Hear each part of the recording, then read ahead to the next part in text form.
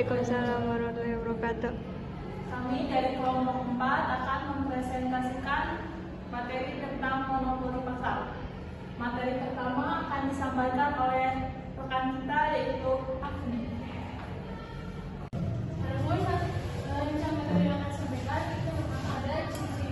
Ciri pasar monopoli, kedua contoh perusahaan monopoli, tiga faktor-faktor hambatan memasuki pasar monopoli, dan terakhir ada dampak pasar monopoli terhadap konsumen, produsen, dan masyarakat secara keseluruhan. Awal baiknya kita mengenal terlebih dahulu definisi dari pasar monopoli itu sendiri. Pasar monopoli adalah kondisi di mana hanya ada satu produsen atau penjual yang menguasai pasar dan tidak memiliki pesaing. Produsen ini memiliki kekuasaan penuh untuk menentukan harga dan jumlah barang yang ditawarkan. Biasanya, pasar monopoli terbentuk karena adanya hambatan besaran bagi perusahaan lain untuk masuk dalam pasar. Analogi simpelnya, bayangkan hanya ada satu tukang air galon di tempat tinggal kalian. Jika kalian ingin membeli air, kalian hanya bisa membeli dari dia. Tukang galon bebas menentukan harga karena nggak ada orang lain yang menjual air galon. Jadi tukang ini menguasai pasar seperti monopoli dalam dunia ekonomi. Yang kedua, ciri pasar monopoli. Yang pertama ada industri tunggal atau satu perusahaan, satu produsen, satu penjual, selesai. Artinya dalam pasar monopoli, satu produsen hanya menyediakan barang atau jasa yang dimana pembeli tidak memiliki pilihan lain dan tidak dapat memenuhi syarat jual beli. Tetapi hanya ada tukang galon di tempat tinggal kalian. Maksudnya hanya ada satu tukang galon di tempat kalian.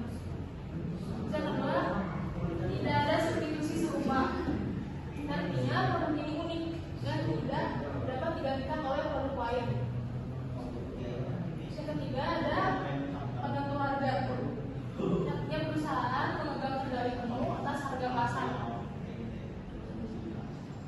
Yang keempat ada hambatan tinggi regulasi dan modal besar menghalangi perusahaan baru untuk masuk ke pasar. Regulasi ini maksud adalah perlunya izin khusus dari pemerintah. Yang modal besar ini mungkin perlunya uang besar untuk menyetok air galon. Yang terakhir ada promosi tidak terlalu diperlukan. Dan jika beriklan pun tujuannya bukan untuk menarik konsumen, tetapi untuk menjaga hubungan baik dengan masyarakat. Nah, adapun contoh-contoh perusahaan monopoli itu ada beberapa. Satu, PT Perusahaan Listrik Negara (PLN) yang menyediakan listrik. Yang kedua, perusahaan daerah air minum (PDAM) yang menyediakan air minum. Kalau PT Pertamina menyediakan bensin, PT Kereta Api Indonesia menyediakan layanan transportasi kereta api. PT Pelayanan Nasional Indonesia (PLNI) menyediakan layanan transportasi kapal laut. Selanjutnya, PT Pindad atau disebut juga Alutsista menyediakan senjata api, alat senjata, sistem senjata. Terus yang ketujuh, Bulog, beras. Yang ke-8, Telkom. Nah, adapun dalam sektor pribadi atau swasta ada 5 contohnya.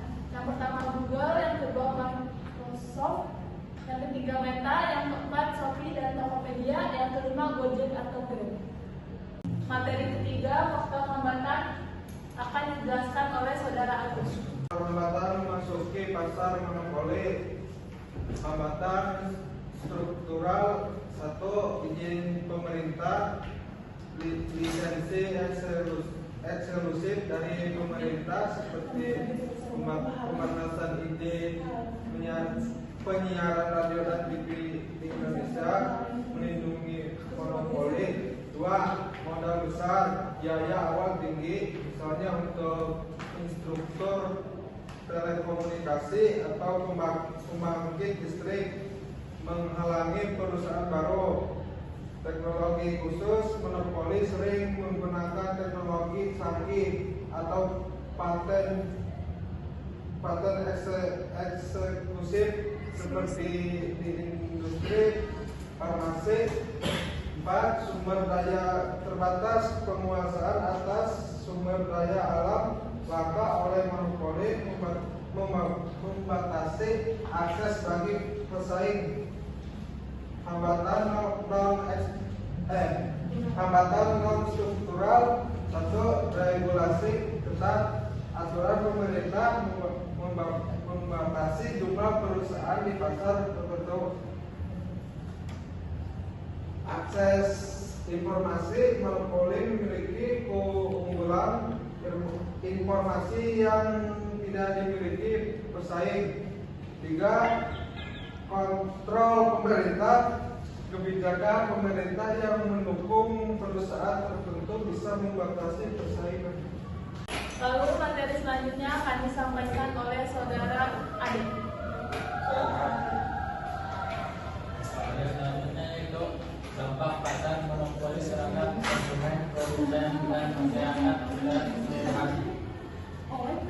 Untuk konsumen, pasar ini seringkali merugikan karena harga produk cenderung lebih mahal dan kualitas produk mungkin stagnan karena produsen tidak memiliki tekanan untuk bersaing atau mengembangkan inovasi.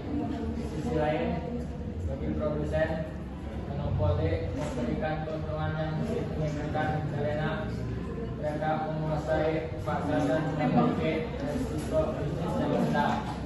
Namun, dominasi pasar inilah yang menyebabkan monopoli berlanjut. Monopoli memiliki dua dampak pada masyarakat. Monopoli menawarkan kestabilan pasokan barang atau jasa, tetapi monopoli memperlebar kesenjangan ekonomi karena keuntungan hanya dinikmati oleh satu pihak. Selain itu, karena tidak ada persaingan yang cukup, pertumbuhan ekonomi dapat terhambat. Sekian pemaparan presentasi dari kami. Sesi tanya jawab dulu, Pak. Dalam Undang-Undang Nomor 5 Tahun 1999 dikatakan bahwa pemerintah melarang praktik monopoli dan persaingan usaha tidak sehat. Nah, apabila kan monopoli itu dibagi beberapa jenis, contohnya monopoli by hukum, monopoli secara ilmiah. Nah, apabila suatu perusahaan melakukan monopoli secara alamiah, kan itu didapatkan karena ketidaksengajaan. Apakah harus dihentikan dan dilarang atau tidak? Izin menjawab dari pertanyaan Gilang. Monopoli alamiah tidak dilarang karena seringkali lebih efisien jika satu perusahaan saja yang melayani pasar, seperti listrik atau air. Namun pemerintah biasanya mengawasi dan mengatur agar tidak terjadi penyalahgunaan, seperti harga yang terlalu tinggi atau layanan yang buruk. Tujuannya adalah untuk melindungi kepentingan masyarakat sambil tetap menjaga efisiensi. Sekian presentasi dari kelompok 4. Apabila ada salah kata atau perbuatan, mohon maaf. Wassalamualaikum warahmatullahi wabarakatuh.